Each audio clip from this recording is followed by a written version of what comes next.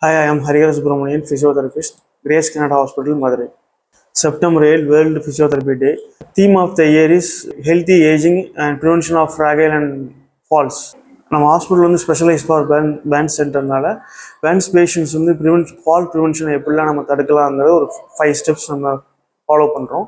மெயினாக வந்து சேஃப் என்வாரன்மெண்ட்டில் வந்து பார்த்திங்கன்னா அந்த ஃப்ளோர் வந்து கொஞ்சம் வெட்டாக இருக்காமல் ட்ரையாக இருக்கணும்.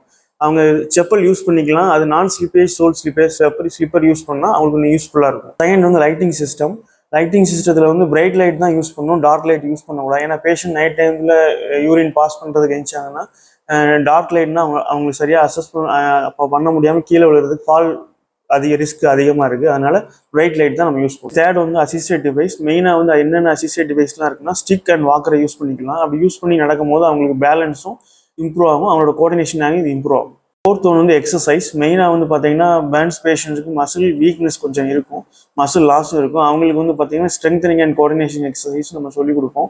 அதை பண்ணும்போது அவங்களுக்கு risk of fall is reduce. Fifth family supports வந்து ஸ்டேர் கிளைம் யூஸ் பண்ணும்போது இல்லைனா பாத்ரூம் போகும்போது ஏதாவது அவங்க கூட ஒருத்தவங்க இருந்தால் அவங்களுக்கு கொஞ்சம் தைரியமாகவும் இருக்கும். அங்கே ஃபால் ரிஸ்க் வந்து கொஞ்சம் கம்மியாகும். ஸ்டெப்ஸையும் நம்ம ஃபாலோ பண்ணோம்னா ஃபால்ஸ்லேருந்து நம்ம ப்ரிவென்ட் பண்ணிக்கலாம்.